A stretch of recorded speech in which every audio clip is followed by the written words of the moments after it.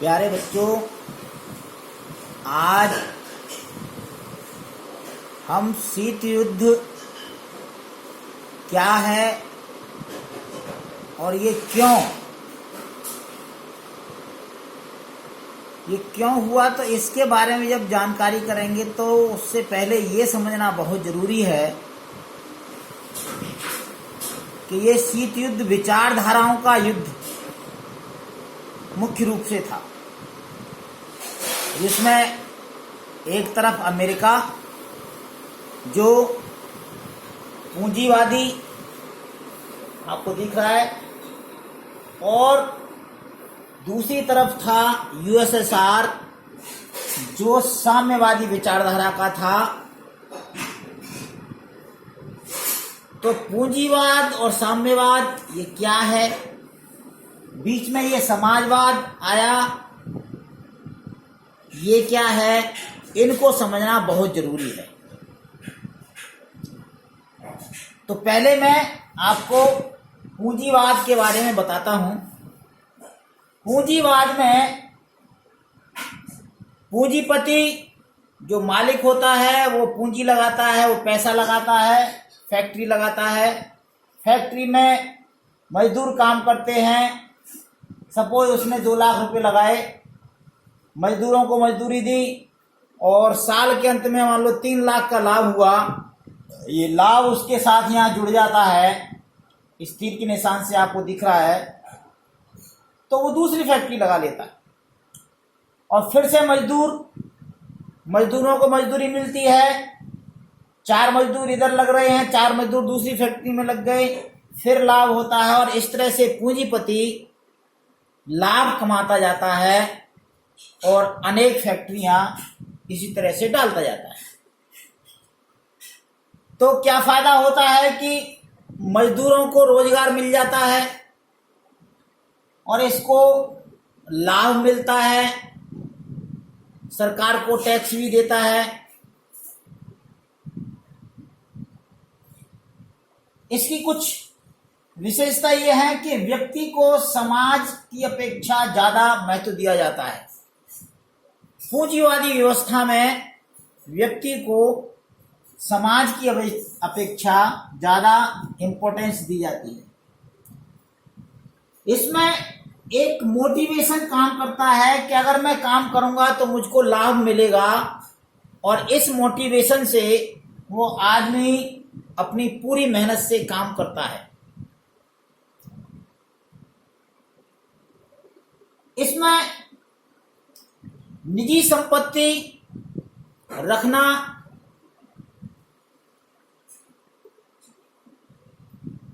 सरकार की तरफ से, और इस पूंजीवाद में निजी वस्तु जितनी बढ़ती रहती है उतना ही उसको अच्छा समझा जाता है। सरकारें उदारवादी होती हैं, यानी कि वो कोई रेस्ट्रिक्शंस नहीं लगाती, वो कोई प्रतिबंध नहीं लगाती। जितना जिसको आगे बढ़ना है वो आगे बढ़ने की पूरी छूट रहती है। लेकिन इसका एक दोष, बहुत बड़ा दोष है। इस पूंजीवाद में अधिकतर पूंजीपति क्या करते हैं कि मजदूरों को दी जाने वाली जो मजदूरी होती है वो बहुत कम रखते हैं, जिससे कि उनका लाभ ज्यादा से ज्यादा हो सके। तो ये 17वीं शताब्दी में,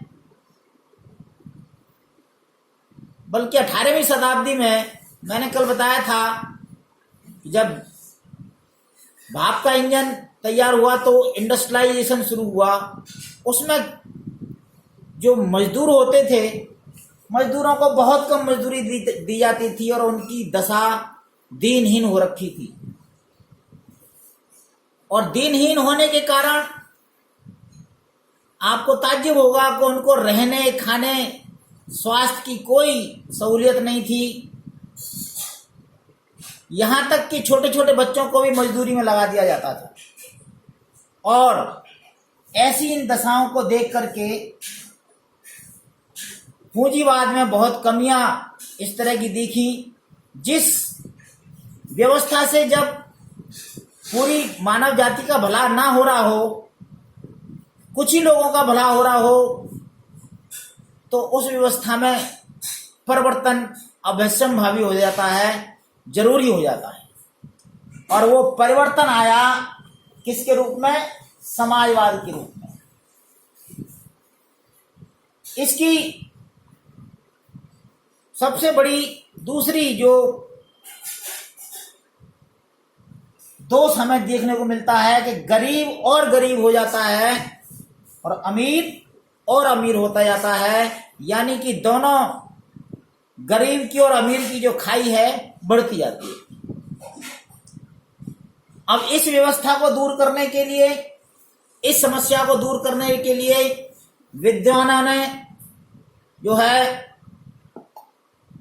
कुछ नए नए विचार दिए और उन विचारों में ये समाजवाद का जो विचार था ये बड़ा ही अहम रोल अदा रखता है।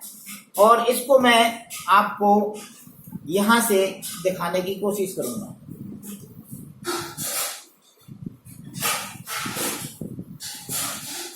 आपको दिख रहा होगा समाजवाद क्या कहता है।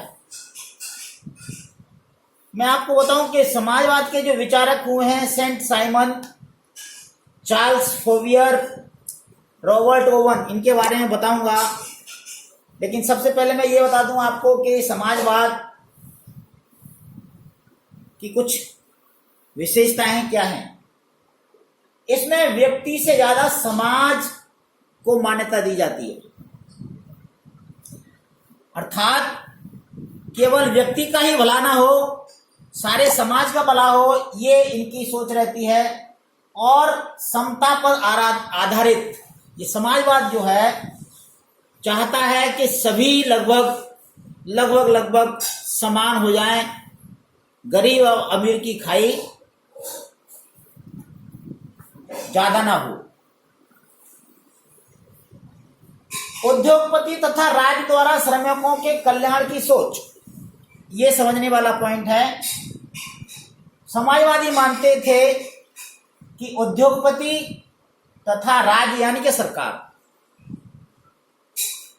श्रमिकों के कल्याण को करे, यानी श्रमिकों की सैलरी उचित सैलरी हो, उनके काम के घंटे उचित हों।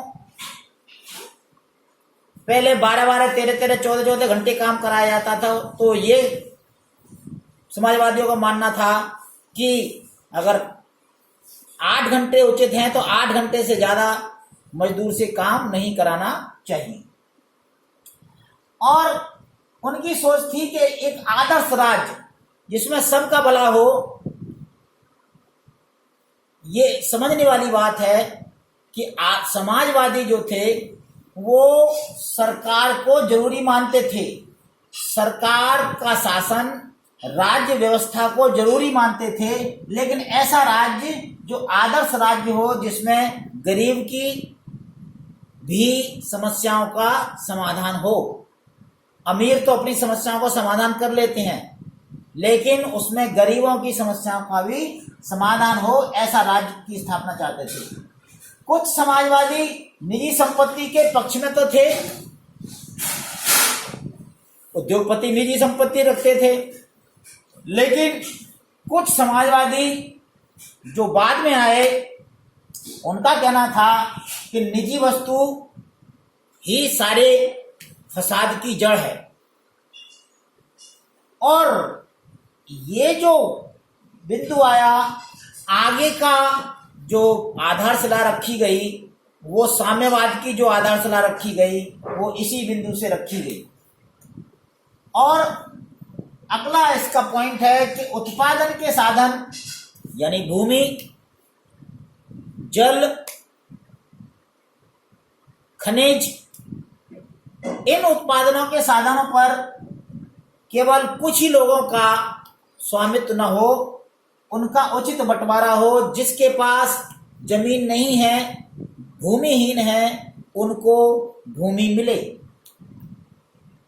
जिनके पास रोजगार नहीं है, उनको रोजगार मिले, उचित मजदूरी मिले। सभी को स्वतंत्रता होनी चाहिए। एक ये मुख्य उनका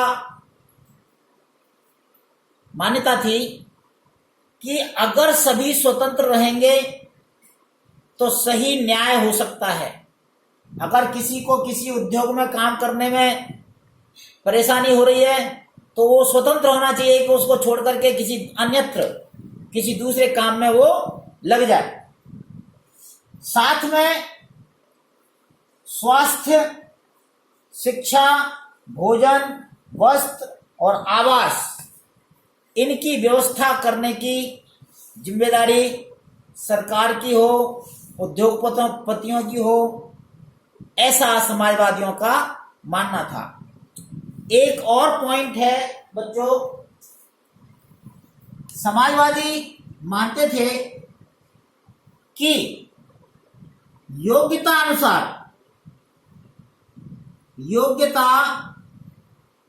के अनुसार वेतन, यानी कि लोगों को उनकी योग्यता के अनुसार वेतन दिया जाए। जो ज्यादा योग्य है, जो ज्यादा काम करता है, उसका ज्यादा वेतन होना चाहिए, और जो कम काम करता है उसका वेतन कम दिया जा सकता है। अर्थात समानता तो चाहते थे, लेकिन समानता की खाई को कम करना चाहते थे। वो भी मानता थे कि पूरी तरह से समानता नहीं लाई जा सकती, क्योंकि जो ज्यादा योग्य है वो ज्यादा कमाएगा और जो कम योग्य है वो कम कमाएगा। बच्चों, इस समाजवादी विचारधारा को देने वाले थे सेंट साइमन, चार्ल्स फोवियर और रॉबर्ट ओवन। रॉबर्ट ओवन से मैं अगर शुरू करूं, वैसे तो सबसे पहले तो सेंट साइमन ने, ये एक बहुत ही अच्छे परिवार के व्यक्ति थे और इन्होंने जो है ना सबसे पहले समाजवाद की, यानी पूंजीवाद में जो दोष थे उसको खत्म करने की जो शुरुआत करी वो सेंट साइमन ने करी। बहुत अच्छे परिवार से ये ताल्लुक रखते थे। इनके बाद चार्ल्स फोवियर, जो ये भी बहुत अच्छे परिवार से ताल्लुक रखते थे, पैसे वाले थे। इनकी एक घटना मैं आपको बताता हूं कि एक बार ये बहुत बड़ी क्राइसिस आई थी, लोगों को खाने को नहीं मिल रहा था। इन्होंने क्या देखा कि जो उद्योगपति थे वो चावलों के बोरे और भर भर के उसमें जहाजों में, और उन चावलों को डाल रहे थे समुद्र के अंदर, जिससे चावल का रेट बढ़ जाए। एक तरफ खाने के लिए, मजदूरों को खाने के लिए चावल नहीं था, लेकिन चावल का रेट बढ़ाने के लिए जो उद्योगपति थे, जो बड़े बड़े जमींदार थे, जो चावलों का स्टॉक था उनका, वो किस में डाल रहे थे? समुद्र में। इनका मन बड़ा दुखी हुआ और इन्होंने इनकी विचारधारा को आगे बढ़ाया। सबसे जो मेहनती काम करा रॉबर्ट ओवन ने, आधारशिला रखी इन्होंने। रॉबर्ट ओवन एक गरीब परिवार से ताल्लुक रखते थे, लेकिन उन्होंने अपनी मेहनत से, अपनी कुशलता से छोटा सा ऋण लेकर के एक कॉटन का काम करना शुरू किया, फिर एक कॉटन मिल डाली, और जब पैसा कमाया तो उनको ये मालूम था कि गरीबी क्या होती है, और उन्होंने ये दुर्दशा देखी जो उस समय उनकी लेबर की थी। तो उन्होंने अपनी फैक्ट्री के पास ही गरीबों के, जो मजदूर उनके यहाँ काम करते थे, उनके लिए स्कूल, उनके बच्चों के लिए अस्पताल, उनके बच्चों के लिए, और शॉपिंग मॉल उनके बच्चों के लिए, जहाँ पे सस्ता सामान मिल सके यानी उनकी सारी जीवन बदल दिया। और इनका नाम पूरे इंग्लैंड में बहुत आदर से लिया जाने लगा। इन्होंने फिर एक फैक्ट्री और खोली, और कॉटन इंडस्ट्री के ये बहुत बड़े, एक गरीब परिवार से होते हुए, तब उन्होंने कहा कि पूंजीवादी व्यवस्था में अगर गरीबों का कल्याण नहीं होता है तो ऐसी पूंजी व्यवस्था खराब है। तो अगर समाज को फायदा नहीं होता उसका, तो ऐसी व्यवस्था सही नहीं है। समाजवादी दृष्टिकोण इन्होंने अपनाया और नए समाजवाद का इन्होंने प्रारूप पेश किया, जिसमें काम के घंटे भी कम होने चाहिए, मजदूर को मजदूरी उचित मिलनी चाहिए, उनके घर, शिक्षा, स्वास्थ्य, भोजन, इसकी पूरी व्यवस्था होनी और उनको स्वतंत्रता होनी चाहिए कि वो जो काम करना चाहें, जिसमें उनको ज्यादा रुचि हो, जिसमें उनको सेटिस्फेक्शन मिले, वो उसको उन्होंने अपने विचार में, और विचार में ही नहीं बल्कि उसको क्रियान्वयन करके दिखाया। उन्होंने ऐसी मिसाल पेश करी। बच्चों, अब समाजवाद के बाद तीसरा आता है साम्यवाद। साम्यवाद भी समाजवाद का एक बहुत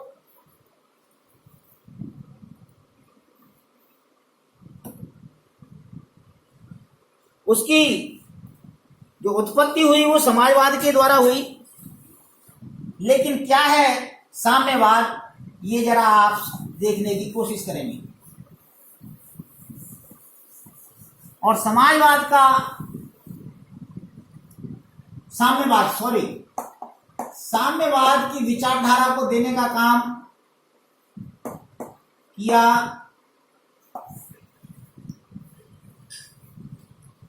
कार्ल मार्क्स ने, जो जर्मनी के थे। कार्ल मार्क्स,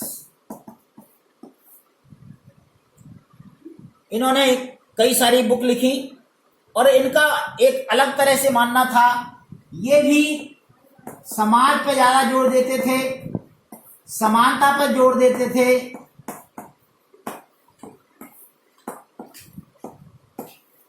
और तीसरी जो इनकी बात थी वो कहते थे कि ये समाजवाद जो हमने अभी साइमन और फोवियर, रॉबर्ट ओवन का जो हमने अभी पढ़ा, और ऐसा उद्योगपति कभी नहीं करते।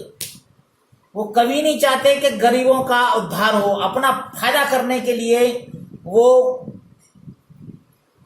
गरीबों का कभी कल्याण नहीं करेंगे और समाजवाद ये कभी इस तरह से सफल नहीं होगा। इसके लिए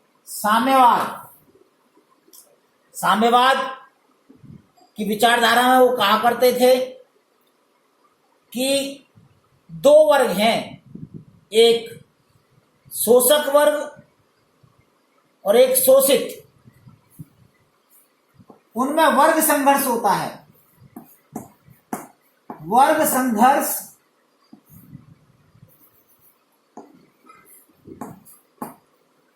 संघर्ष होता है। और वर्ग संघर्ष किस किस में होता है?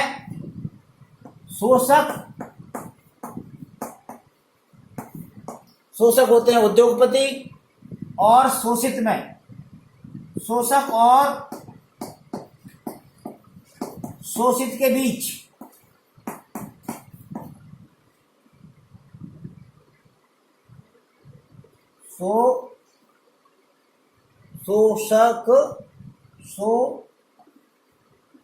शोषित।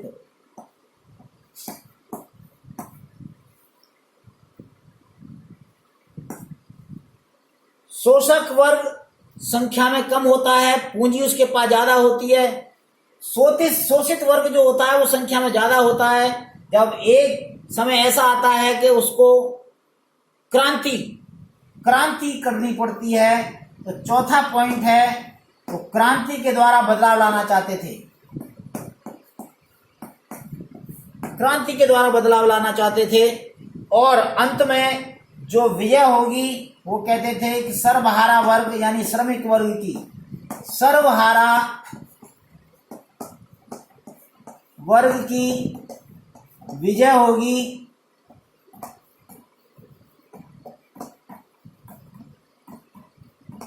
और इस तरह से साम्यवाद कम्युनलिज्म की स्थापना होगी।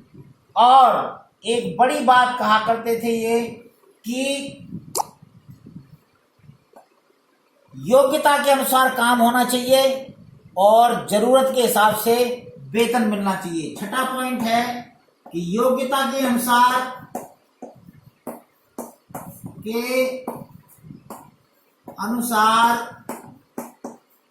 काम और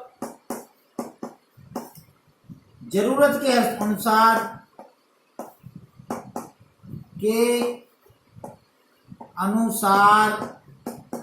वेतन, ये साम्यवाद की मान्यता थी। और इस तरह से बच्चों ये तीनों टॉपिक आपको मैंने समझाए, इसको 2-3 बार देखिएगा और वीडियो को लाइक करिए, चैनल को सब्सक्राइब करिए। धन्यवाद।